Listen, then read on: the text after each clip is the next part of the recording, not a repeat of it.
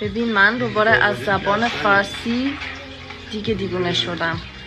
اونا که اون موقع زبان فارسی درست کردن فکر کنم وقت نداشتن، حوصله نداشتن، واسه یه چیزی دو سه چیزی یک کلمه گذاشتن. همیشه هم قاطی میکنم، مثلا شام روشن میکنم، شمم میخورم، بعدش هم یارو اصلا نمیتونم بگم.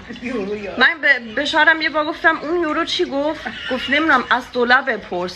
انقدر قاطی میکنم، یعنی انقدر سخته. چرا؟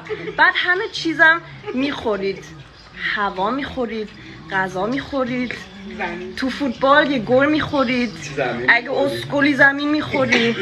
یعنی چی؟